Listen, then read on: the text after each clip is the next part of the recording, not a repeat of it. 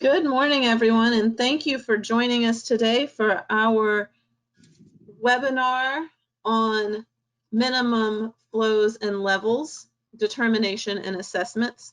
I am Jennifer Mitchell, and I am responsible for the district's educational resources. And today we have Andrew Sutherland presenting about how the district sets its minimum flows and levels, determinations, and assessments.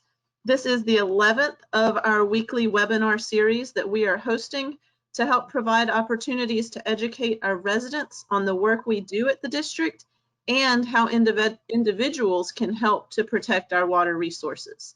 This series will continue every other week through August, and our next webinar will be held on July 30th, and it will focus on resiliency and the St. Johns River Water Management District.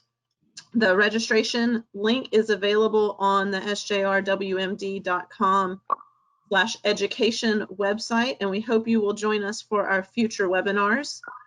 The previous ones have been recorded and are all on our website as well. So if you are interested in other topics that Andrew touches upon today, but we're not going to get into today, I encourage you to look at those previously recorded webinars. This webinar will also be recorded and made available on the website. And I would like to remind everyone that you will be on mute throughout the presentation, but we do hope to get questions from you. So feel free to type in questions into that question box as they come to you, but we will have a question and answer session at the end of the presentation in which I will read those questions, and we will get to as many of them as we can before 11 o'clock. And I will give you a reminder that this is really a focus on minimum flows and levels and not permitting. So this presentation will be about, and the questions will be about the minimum flows and levels, the determination and assessments. So if we can keep the questions focused about those, that would be great. Andrew, I really appreciate you joining us today for this informative webinar. Andrew has been at the district for 7 years, and his background is in stream and river ecology from the University of Georgia. So I appreciate your presentation today, and you can take it away. Great. Thanks a lot, Jennifer, and good morning, everybody. As Jennifer said, the purpose of today's webinar is to give a pretty brief overview, because it's a fairly complex subject, of the district's method for setting and assessing minimum flows and levels. If I can figure out how to advance the slides. Okay, Jennifer, I may need your assistance with my down arrow isn't really doing it. There we go. Okay, let's go back. Oops, I got to it. Are you doing it now? Okay, great. There we go. So the first question, what are MFLs? In other words, why are they important? Common misconception is that they are simply a single flow or level that a water body can't fall below. But actually they're a flow or a water level statistic, either a hydrological event, which I'll talk about briefly, or an average flow or median water level, etc. And they represent a balance between an amount of water needed over the long term for the environment versus the amount needed for consumptive use. Let's see if I can advance the slide now. Nope. So next slide. And so the next question is, why do water management districts set MFLs? Well, first, there's a statutory directive. It's state law that the water management districts must set MFLs to establish limits to surface and groundwater withdrawal. But also they are important tools for regulatory and for water supply planning when assessing the effects of current and future pumping on non-consumptive uses. Next slide. So what's involved in setting MFLs? Like I said, it's a fairly complex process. It involves numerous district staff, from environmental scientists and water resource information staff who are responsible for collecting hydrological and environmental field data, to hydrologists, modelers, and engineers who develop complex surface water and groundwater models. Environmental scientists and engineers then work together to analyze field data and model simulations to determine the minimum hydrologic regime needed to protect our priority water bodies. Next slide. And so these field data and scientific literature and the surface and groundwater models that I described that are used in the MFL process are part of an overall process that's divided into two primary but interrelated components. First, we have the MFL determination, where we determine the environmental criteria that are the most relevant to the water body and most sensitive to pumping.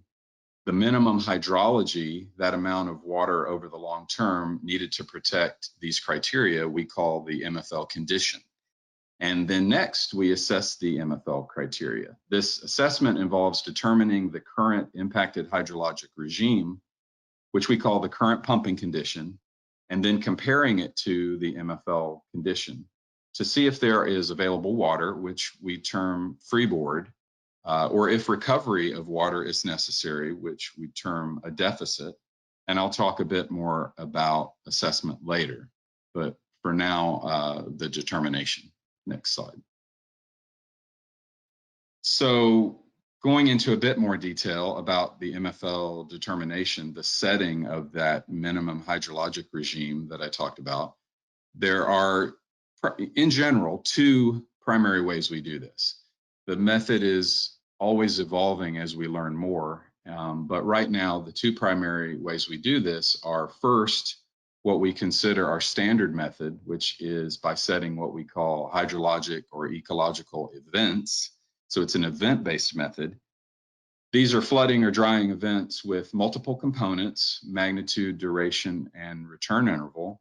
And we use scientific literature and field data to estimate the frequency of these events needed to sustain the environment. A second method that has been used for some of our sandhill type lakes more recently, and that is used frequently by other districts, is a percent exceedance or percent reduction method, where we calculate a percent change in habitat or a temporal exceedance of a critical elevation. For example, a fish passage elevation in a river, that elevation, that amount of water you need for a fish or manatee or a boat to pass through, say, a shoal in a river, or a lake lobe connection elevation, that elevation needed to make sure that different lobes of a sandhill lake are connected often enough relative to a pre-withdrawal condition. So these are our two basic ways that we develop environmental criteria and determine MFLs. Next slide. But first, before we get into the percent change method, a bit more about our standard method, what we try to start with at every site to see if it works. It essentially has the most precedent. We've been doing this method for the longest. Over 100 MFLs out of our 129 are based on this event-based method. For many of these more stable systems, we determine, again, these hydrological events that have the three components: magnitude, duration, and return interval. And one of the reasons we set these hydrological events is because the system's hydrology, which is represented here by this hydrograph, this black line, can be viewed as a series of flooding events of varying duration and frequency, the part of the hydrograph here highlighted in blue, and it's a series of drying events of varying duration and frequency. Both of these flooding and drying events relative to whatever critical or target elevation or flow that you set based on what your criteria are. And that's what the dashed line represents, is that target elevation. So obviously, if that target elevation moves up or down, the duration and frequency of flooding and drying events would change. Next slide. And not only do we view a hydrograph as a series of events, this variability in flooding and drying events is also what the natural communities at these systems have adapted to. They have physiological and behavioral adaptations to the natural flow or natural level regime, but to this hydrologic variability that they experience over multiple scales. And so the target elevation or flow that I mentioned on the previous slide may be related to maintenance of a vegetation community, organic soils, It could be a game fish nesting depth, some elevation related to that nesting depth, or bird nesting depth, or it could be a refuge habitat for a wading bird rookery to keep it away from predators, or really anything that can be developed and defended based on the scientific literature or based on field data or professional judgment of resource agency staff, either here at the district or FWC or any other agency. Next slide. And to protect this natural regime, especially in more stable systems in the past, we've used this event-based method to try to establish multiple of these event-based levels, from high flooding events to average and low drying events. And by setting multiple levels, when we can, if it's appropriate, we protect different ecological and human use functions and values. Next slide.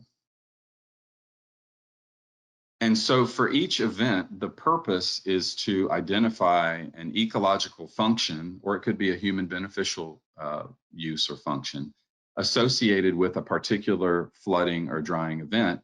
And then using scientific literature or data we've collected in the field and analyzed to estimate the frequency of this event required to avoid significant harm.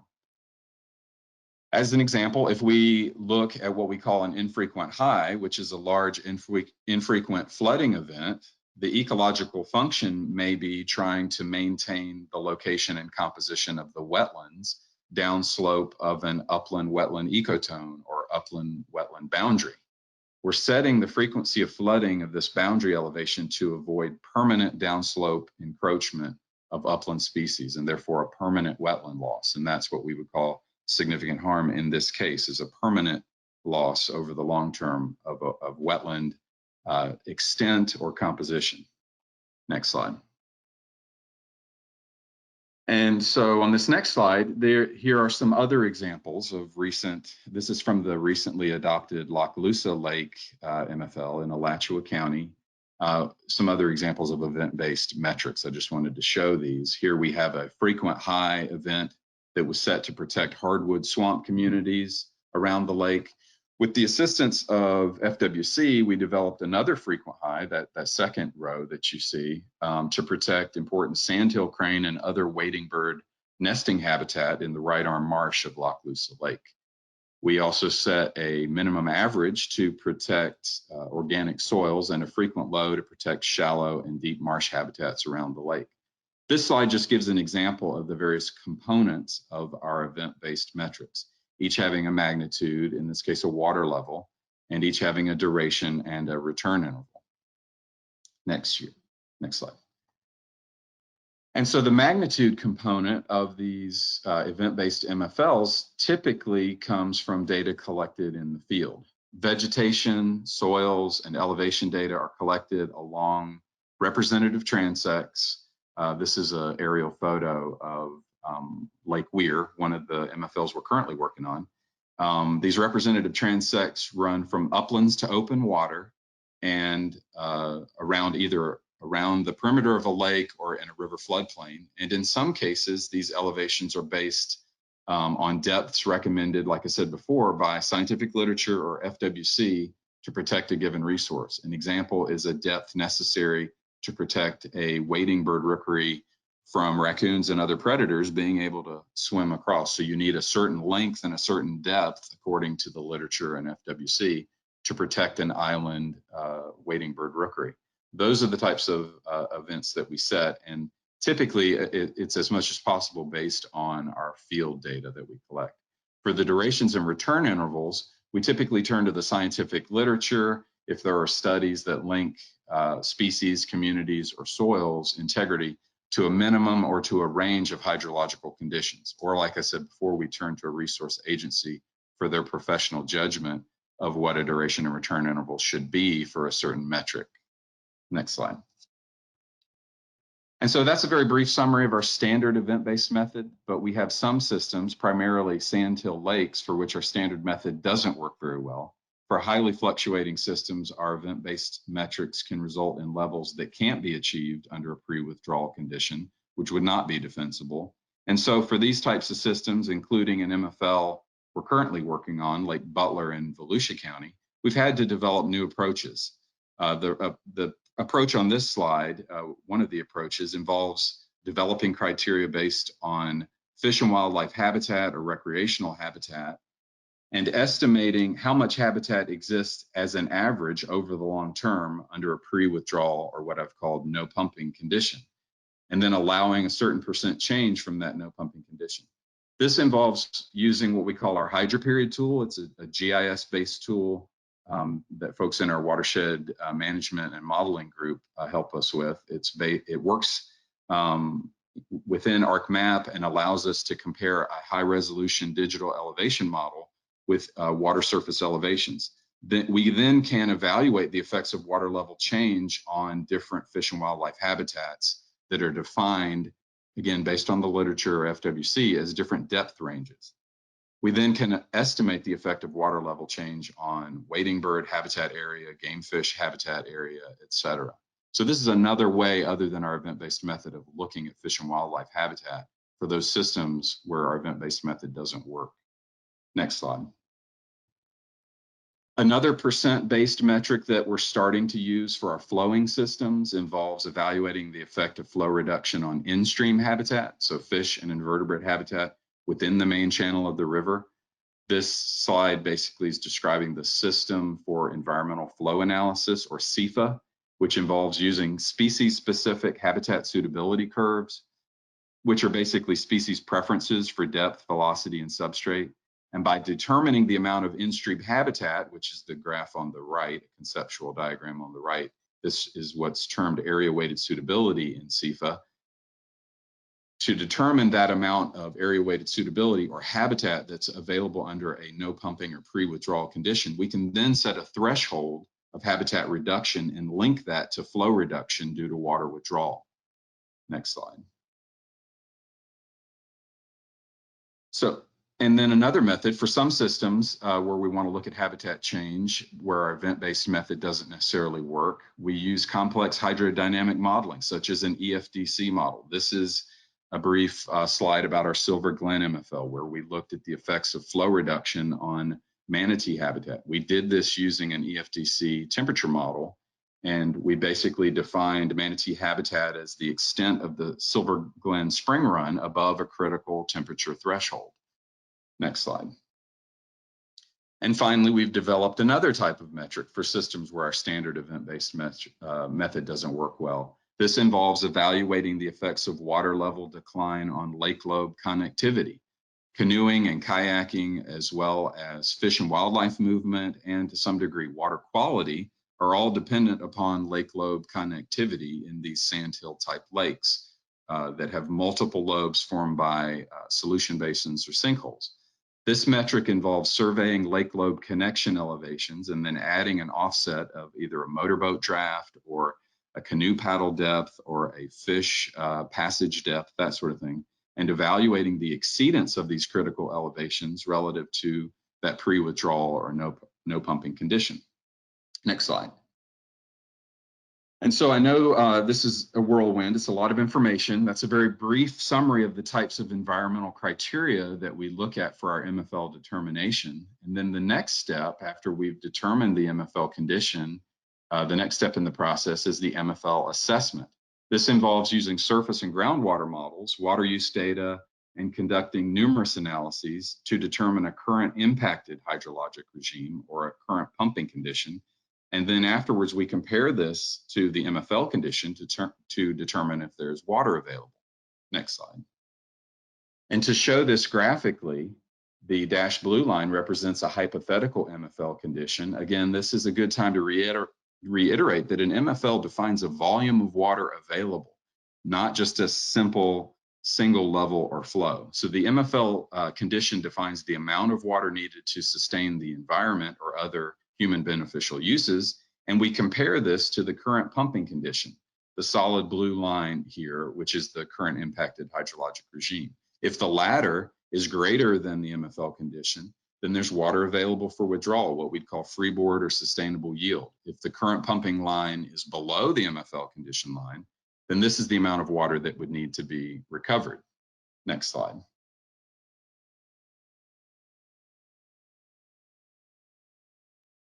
Next slide. Is it working? Here we go. So the first step in developing what I've called that current pumping time series is to develop a pre-withdrawal condition, the no pumping condition. This is done by adding estimated impact from historical pumping to the observed record. The graph in the upper left shows an estimate of water use over time. The graph in the upper right shows the relationship between pumping and drawdown in the aquifer. And we use groundwater models, as I've said, to do this. We then combine these to create something like the graph in the middle, which shows drawdown in the aquifer or impact over time. So it's a time series of impact. Next slide. And so the next step involves adding this impact. So if you'll, this is animated, so if you'll hit it once, adding this impact that I discussed on the previous slide to the observed upper Florida and aquifer time series, this yields the no pumping condition. So if you'll hit it one more time, this yields that no pumping condition. After that, we take an estimate of current impact, either from 1 year or a 5-year average, and you can hit it one more time, and reduce the entire time series by that amount, that current pumping impact estimate. And this yields the current pumping condition. Next animation. Yes, so that then yields essentially the aquifer time series that represents both the variability due to climate and also the reduction over the long term due to current pumping. Next slide. After we have this current pumping condition for the aquifer, we can then use this as a boundary condition in our surface water models to create a current pumping lake level or river flow time series. The frequency of an ecological event under current impacted conditions can then be compared to the recommended MFL frequency for that same event. We do this for event-based metrics using frequency analysis, which is what this graph represents. It's called a Weibull plot. We use surface water models to iteratively take away water from the system if the MFL is currently being met, or to add water back. We use the surface water models to add water back to the system if the MFL is not being met. Using models like this to generate these long-term simulations is a very powerful tool, and it allows us to assess whether the MFL is being met currently and under future projections. Next slide. After we've assessed all primary metrics, we determine the most constraining, and this is what defines the MFL condition. Once we have this, we do another type of analysis called a WRV analysis, where we evaluate a suite of values listed in the Water Resource Implementation Rule. Not all of these WRVs are relevant for every system. For example, navigation or sediment transport may not be relevant for a small lake. But for water resources that are relevant to the system, we gather available data, establish criteria, and determine if these values are protected by that MFL condition that we've set. Next slide. As an example, one WRV that we typically look at, if we have the data, is water quality. If data are available, we may use logistic regression, as you see here, to look at the increased probability of exceeding a water quality standard, like a state standard, under the MFL condition, relative to that no pumping condition that I talked about. Next slide. For some systems, we may look at whether the MFL condition protects the spawning and migration requirements of a particular fish species. As you see here, work done in the St. Johns River with the American shad. We compare critical migration depths and velocities under a no pumping versus MFL condition to determine if there is an unacceptable change. Next slide. And this is just another example of some WRVs completed for the recently adopted Lochloosa MFL that I talked about before, where we worked with FWC to determine critical elevations for a variety of species and functions, including wading bird nesting, fish passage, and game fish nesting.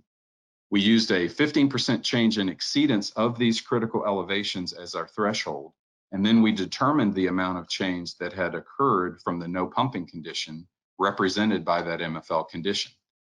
The bottom line is that whether it's a primary criterion, like I discussed first before the assessment, or whether it's this WRV assessment, this check on the MFL condition, we're always looking to the scientific literature or to other agencies or staff at the district to develop meaningful criteria. This is one of the main challenges of MFLs because there are limited studies that investigate the minimum hydrology needed to sustain various environmental values, whether ecological or human use values. So that really is one of the main challenges, is trying to look to agencies and staff and literature to, to be able to create a defendable minimum hydrology, because that isn't what folks are often studying. Next slide. And so we got there, I think on time almost. And I know that was a very fast and brief treatment of all the types of analyses that we do setting MFLs at St. John's. But in summary, MFLs at St. John's and throughout Florida are developed to set limits to surface and groundwater withdrawal. It's important to point out that they're not meant to represent an optimal or restored condition, but rather establish a backstop to significant harm, as we are able to define that. And MFLs, as I said, involve many people, many different staff across bureaus and then even other agencies, and many types of analyses. The determinations are based on field data, scientific literature, and professional judgment of staff at the district and other agencies. And then the assessments involve complex water budget, hydraulic, hydrodynamic, and groundwater modeling, and lots of data analyses. And ultimately, MFLs are developed so that they can be used by water supply planners and regulatory staff to assess the effects of current and future withdrawals on water bodies throughout our district. And that is it. Next slide. Any questions? Great. Thank you so much, Andrew. That was a fabulous overview about MFLs. It really shows that there are a lot of moving pieces and moving target, but that y'all are doing a great job of taking into consideration all of these various aspects that are so important. One question, so I will remind everyone that I hope that you'll ask questions for Andrew to answer. We do have one that came in that says, what happens if the assessment shows that an MFL is not being met? Right, that's a good question.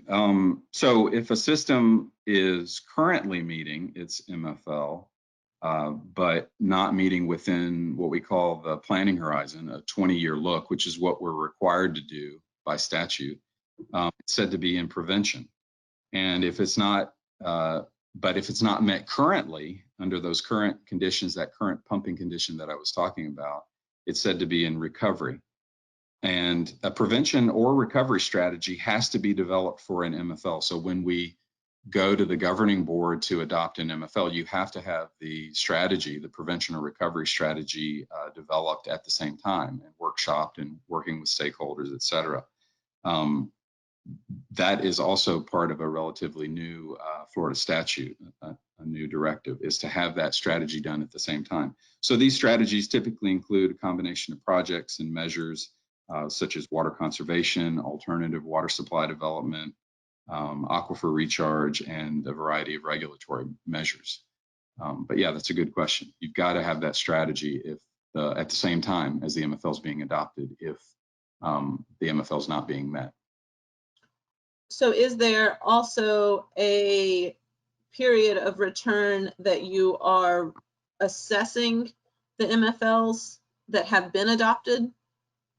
Yes, through the water supply planning process, and those are updated approximately every 5 years, and we just went through the Central Florida Water Initiative process, or we're still involved with that water supply planning, but we've done the preliminary assessment for that draft plan. So that's sort of on a 5-year interval, these water supply plans. We're right now developing other methods to maybe try to automate some of that and look at it even more often. I think some other districts may look at it more often. Right now we're at a 5-year interval, but looking at alternatives for that.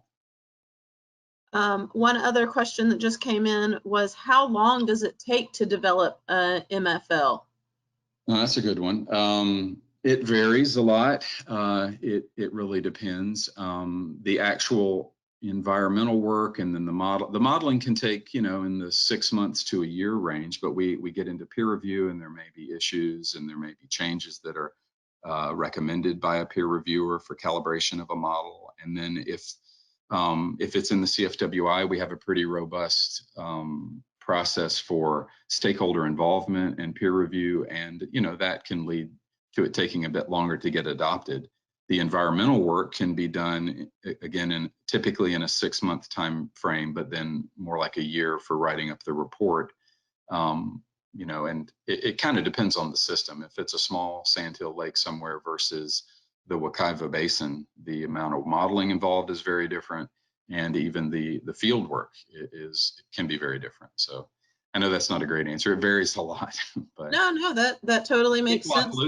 Lochloosa that I mentioned was done in about a year. So that sort of, it can be done that quickly. Right.